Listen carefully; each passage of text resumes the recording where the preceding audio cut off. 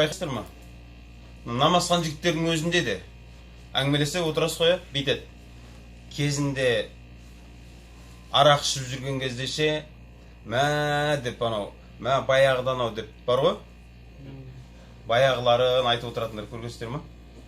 Рас көп та, бұрынғы күнәларын айтып отыра береді. Соны исламда айтады. Бір күнәні істеуден көрі бар ғой, оны кейін жария қылып жаю бар ғой. Үлкенірек күнә болады. Мен айтам да, жігіттер, осы нәрсені шынымен жайлап айта берейік. Күнәңізді ашпаңыз. Ол Алла Тағала екеуіңіздің араңызда сыр ғой. Мүмкін Алла Тағала оны саған кешіріп жіберген шығар. А сен оны көпшіліктің алдында ашып жібердің да. Болды, ол енді секрет емес. Өйткені сен өзіңнің айыбыңды, Алла Тағала жасырып қойған айыбыңды өзің ашып жатсың да. Мен баяғыда ішкем, мен баяғыда қуғам. Сенің кім екеніңді үзіп.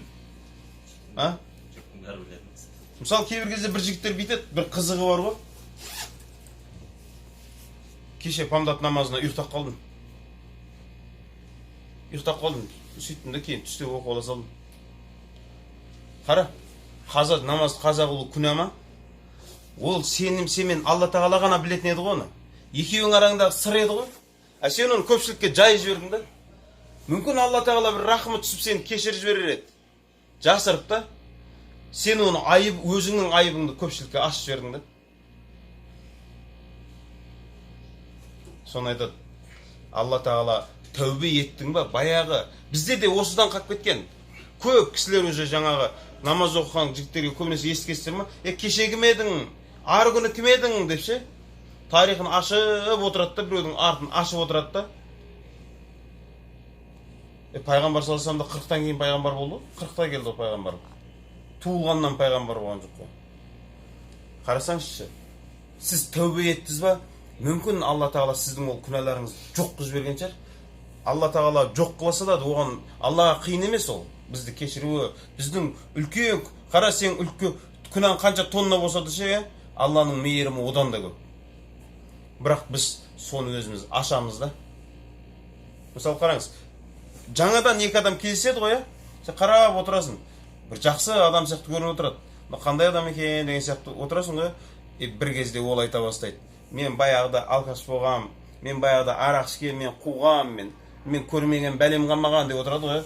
Сонда айтасың, мынау сорлы біреу екен ғой. Біткен біреу екен ғой. Ол өзіңнің құрметіңді өзің жоғалта бересің да. Түсіндіре алдың ба негіз тақырыпты?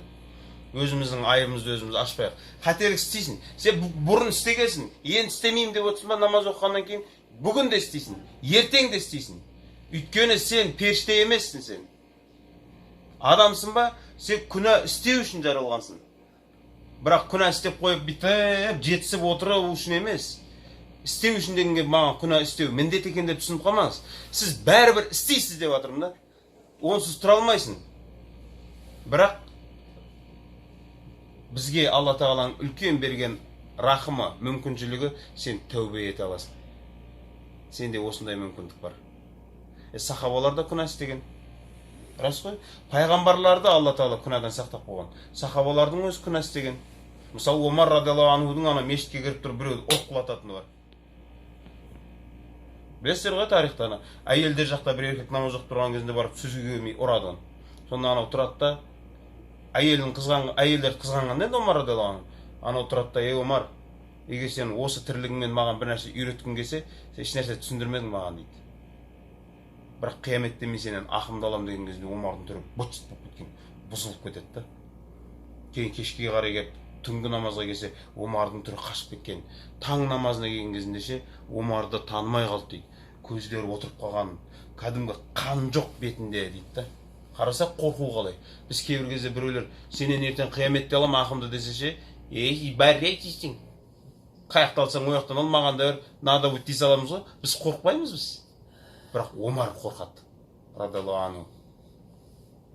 Сосын айтады. Анау көреді Омарды, жайын ашып кетеді. Омар, саған не болған сен?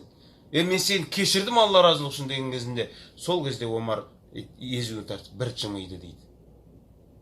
Солай да бұл жігіттер. Айыптарымызды ашпайық. Ол Алла мен екеуің араңдағы сыр ғой. Алладан кешірім сұрай бер. Алла Тағала кешіріп жіберсе бар ғой, сенің ол айыбыңды Алла Тағала қияметте де ешкімге көрсетпей қоя салады.